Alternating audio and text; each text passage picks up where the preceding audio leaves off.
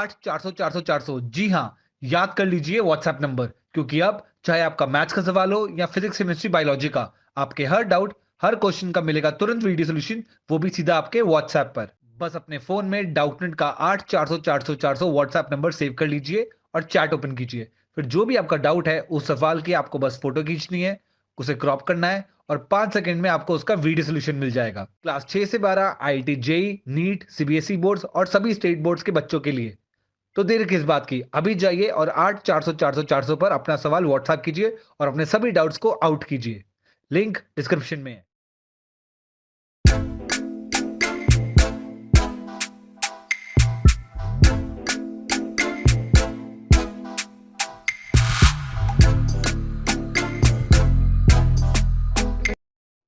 नमस्कार विद्यार्थियों, कैसे हैं आप। आइए हमारे इस YouTube channel online classes by S L Jat पर आपका स्वागत है। विद्यार्थियों, आज की जो हमारी क्लास है वह है प्रखर कार्य पुस्तिका गणित कक्षा 8 के अंतर्गत आकलन 14। आज की क्लास में हम आकलन 14 को हल करेंगे, जो पेज नंबर 62 पर है। आइए शुरू करते हैं। आकलन 14, इसमें पहला सवाल है, निम्न को हल कीजिए। हमें इन्हें हल करना है। देखिए, इसमें पहला सवाल दे रखा है, प्रतिशत को भिन्न में बदलिए। तो विद्यार्थियों, ये प्रतिशत दे रखी है, हमें इन्हें भिन्न में बदलना है। प्रतिशत को भिन्न में बदलने के लिए हमें किससे गुणा करना होगा, या इसमें हमें भाग देना होगा, 100 का भाग देना होगा। यानी 75/100, दोनों में 25 का भाग जाएगा। कितनी बार 25 थी, या 75, और 25 चौका 100, कितना आया 3/4। ठीक है विद्यार्थियों। इसी प्रकार इसका भी है 25%। तो हम प्रतिशत को भिन्न में बदलने के लिए 100 का भाग देंगे, तो यहाँ आएगा 25/100। दोनों में 25 का भाग जाएगा, 25 से कम 25, 25 चौका 100, यानी कितना है 1/4। दूसरा सवाल है, भिन्न को प्रतिशत में बदलिए। अब ये जो भिन्न दे रखी है, इसे हमें प्रतिशत में बदलना है। भिन्न को प्रतिशत में बदलने के लिए हम 100 से गुणा करते हैं, यानी 2/5 गुणा 100। 5 के भाग से ये कटेगा, 5 से कम 5, 5 दूनी 10, यानी यहाँ होगा 20। 20 का गुणा 2 से करेंगे, 20 दूनी 40, और चिन्ह हम प्रतिशत का लगा देंगे, 40%। कितना होगा 40%। बी है 1/2, इसे भी हमें प्रतिशत बदलना है। 1/2 गुणा 100, 2 पंजा 10, यानी 50। 50 का गुणा 1 से करेंगे, 50 से कम 50, यानी कितना हो जाएगा 50%। तीसरा है, अनुपात ज्ञात कीजिए। हमें इनका अनुपात ज्ञात करना है। विद्यार्थियों, अनुपात ज्ञात करते समय इकाई समान होनी चाहिए। ये है 50 पैसे का 3 रुपये से, 3 रुपये को हम पैसे में बदल देंगे। 1 रुपये में 100 पैसे होते हैं, 3 रुपये में 300 पैसे हो जाएंगे। तो अनुपात क्या हो जाएगा 50 पैसे अनुपात 300 पैसे। 50 पैसे अनुपात 300 पैसे, और दोनों 1 0 से 1 0 कट जाएगा। 5 के पास दोनों कटेगा, 5 से कम 5, 5 छंग 30, 1/6। तो अनुपात क्या हो जाएगा 1/6। ठीक है विद्यार्थियों। अगला है बी, 500 ग्राम का 4 किग्रा से। विद्यार्थियों, किलोग्राम को हम ग्राम में बदल देंगे। 1 किलोग्राम में 1000 ग्राम होते हैं, तो 4 किलोग्राम में 4000 ग्राम होंगे। यानी इसे यहाँ क्या लिखेंगे, 500 ग्राम अनुपात 4000 ग्राम। अब यहाँ देखिए, 2 0 से 2 0 कट जाएंगे, 5 के पार्ट से 40 कटेंगे, 5 से कम 5, 5 × 40, यानी 1/8। कितना आएगा 1/8। अगला सवाल है चौथा, रिक्त स्थानों की पूर्ति करो। यहाँ हमें रिक्त स्थानों की पूर्ति करनी है। ठीक है विद्यार्थियों, इसे हम अलग पेज पे कर लेते हैं। 2:5 समानुपात रिक्त स्थान अनुपात 15। तो यहाँ क्या होगा विद्यार्थियों, देखिए 2/5 बराबर, ऊपर जगह खाली और नीचे 15। 5 तिया 15, तो 2 तिया 6, तो यहाँ कितना आएगा 6, यानी 2:5 समानुपात 6:15। इसी प्रकार से ये अगला है 9 रिक्त स्थान समानुपात 3:2।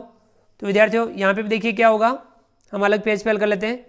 9 बट्टा, यहाँ खाली जगह रखेंगे, बराबर 3/2, 3/2। देखिए 3 दूनी 3 तिया 9, तो 2 तिया 6, यहाँ पे भी कितना आएगा 6। ठीक है विद्यार्थियों, यहाँ पे भी आपके आएगा 6, यानी 9:6 समानुपात 3:2। ये था विद्यार्थियों आपके पहला सवाल। पहले सवाल में हमने चारों सवाल हल कर लिए। चलिए हम आगे बढ़ते हैं।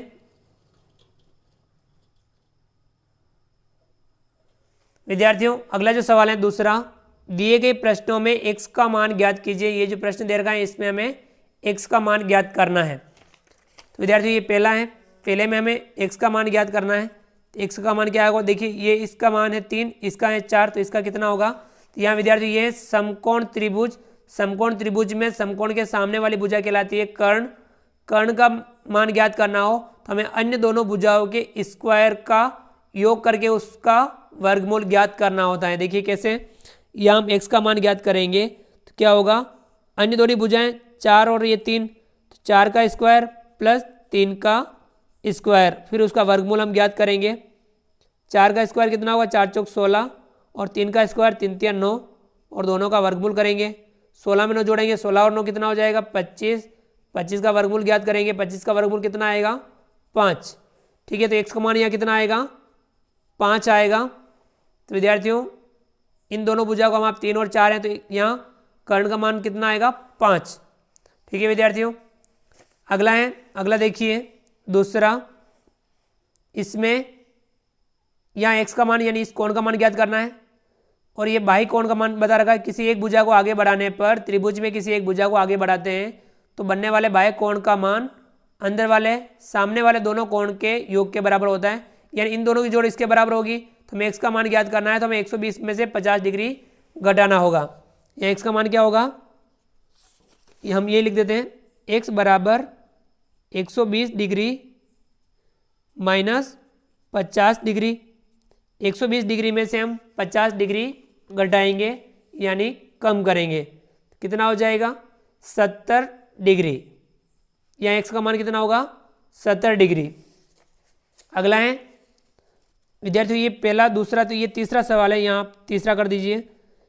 ये तीसरा सवाल, इसमें हमें x का मान ज्ञात करना है। देखिए ये दोनों भुजाएं इस प्रकार से काट रही है एक दूसरे को, तो ये 70 डिग्री है, इसका शीर्षाभिमुख कोण यानी ये भी कितना डिग्री होगा 70 डिग्री होगा। अब यहाँ देखिए ये अंदर का कोण 70 डिग्री, और ये दोनों एक से यानी ये दोनों कोण बराबर हैं। अब यहाँ देखिए त्रिभुज के तीनों कोणों का योग कितना होता है 180 डिग्री, यानी 2x प्लस ये 70 डिग्री, तो यानी 2x का मान कितना होगा 180 डिग्री में 70 डिग्री घटा देंगे, यानी हम यहाँ लिखेंगे 2x बराबर 180 डिग्री माइनस 70 डिग्री।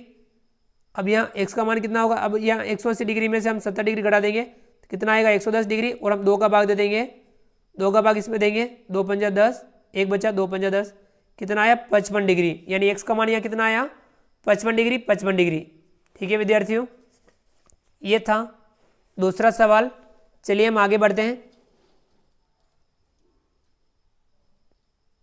अगला जो सवाल है सवाल नंबर 3, सही विकल्प के साथ मिलान कीजिए। हमें इनका सही विकल्प के साथ मिलान करना है। पहला है, जिस त्रिभुज की 2 भुजाएं समान हो वो क्या कहलाएगा समद्विबाहु त्रिभुज। सी वाले से मिलाएंगे हम, यानी जिस त्रिभुज में 2 भुजाएं समान हो वह समद्विबाहु त्रिभुज कहलाता है। दूसरा है, प्रतिच्छेदी रेखाओं से बनने वाले कोण क्या कहलाएंगे शीर्षाभिमुख कोण। ए वाले से मिलाएंगे हम, प्रतिच्छेदी रेखाओं से बनने वाले कोण शीर्षाभिमुख कोण कहलाते हैं। तीसरा है, एक रेखा जो एक या 2 रेखाओं को 2 भिन्न बिंदुओं पर काटती है तिर्यक छेदी रेखा कहलाती है। क्या कहलाती है तिर्यक छेदी रेखा। डी वाले से मिलाएंगे हम। चौथा है, वह त्रिभुज जिसमें एक कोण समकोण हो समकोण त्रिभुज कहलाता है। हम इसको बी वाले से मिलाएंगे, यानी जिस त्रिभुज में एक कोण समकोण होता है वह समकोण त्रिभुज कहलाता है। तो विद्यार्थियों ये था तीसरा सवाल। चलिए आगे बढ़ते हैं। विद्यार्थियों अगला जो सवाल है चौथा, एक वृत्ताकार सतह वाली मेज जिसका व्यास 28 सेमी है, इस मेज की वृत्ताकार सतह के चारों ओर घेरे पर रंगीन टेप चिपकानी है। आवश्यक टेप की लंबाई ज्ञात कीजिए। तो विद्यार्थियों हमें टेप की लंबाई ज्ञात करने के लिए देखिए टेप की लंबाई। टेप कहाँ चिपकानी है? वृत्ताकार मेज की सतह के इस चारों ओर, इस तरफ चिपकानी है। तो विद्यार्थियों हमें क्या करना है? इस वृत्ताकार मेज की जो सतह है इसका परिमाप यानी परिधि ज्ञात करनी है। ये परिधि किस प्रकार की है? वृत्ताकार। तो हमें वृत्त की परिधि ज्ञात करनी है। टेप की लंबाई क्या होगी? 2πr। वृत्त की परिधि का सूत्र होता है 2πr, यानी 2 गुणा पाई का मान होता है 22/7 गुणा r का मान, r मीन्स त्रिज्या। त्रिज्या कितनी हो जाएगी?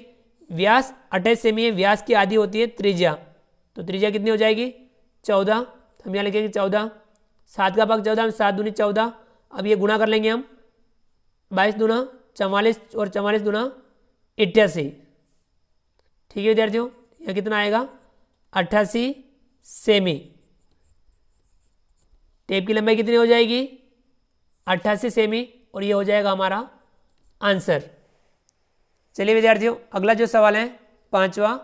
एक आयताकार चुनरी जिसकी लंबाई 3.5 मीटर तथा चौड़ाई 2.5 मीटर है के चारों ओर गोटा किनारी बनानी है। आवश्यक गोटा किनारी की लंबाई ज्ञात कीजिए। विद्यार्थियों, आयताकार है और इसकी लंबाई है 3.5 मीटर और चौड़ाई है 2.5 मीटर। तो हमें इसकी चारों ओर यानी इसका परिमाप ज्ञात करना होगा। आवश्यक गोटा किनारी की लंबाई, तो हम लिखेंगे गोटा किनारी की लंबाई क्या हो जाएगी? हम इसके लिए क्या करेंगे? इस आयताकार चुनरी का परिमाप ज्ञात करेंगे। आयत का परिमाप होता है 2 कोष्टक लंबाई प्लस चौड़ाई।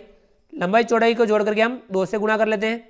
2 गुणा लंबाई कितनी है? 3.5 और चौड़ाई कितनी है? 2.5। तो हम 3.5 प्लस 2.5, तो यहाँ क्या हो जाएगा?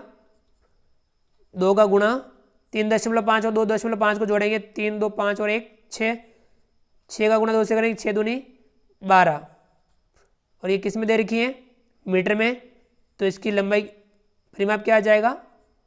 12 मीटर, यानी गोटा किनारे की लंबाई क्या होगी? 12 मीटर, और ये हो जाएगा हमारा इसका आंसर। ठीक है विद्यार्थियों, इस प्रकार से हमने आज की क्लास में आकलन 14 को हल किया।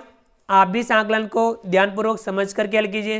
विद्यार्थियों, आप हमारे इस वीडियो को लाइक कीजिए, चैनल पर नए हो और अभी तक चैनल को सब्सक्राइब नहीं किया हो तो नीचे दिए गए लाल रंग के सब्सक्राइब बटन को दबा करके हमारे इस YouTube channel online classes bye SL को सब्सक्राइब कीजिए। बेल आइकन ऑल नोटिफिकेशन के लिए दबाइए ताकि आप तक हमारे लेटेस्ट वीडियो सबसे पहले पहुंच पाएँ। आप अधिक से अधिक विद्यार्थियों मित्रों तक हमारे वीडियो शेयर जरूर कीजिए और नीचे दिए गए कमेंट्स बॉक्स में कमेंट्स करके बताइए कि आपको ये हमारा वीडियो कैसा लगा।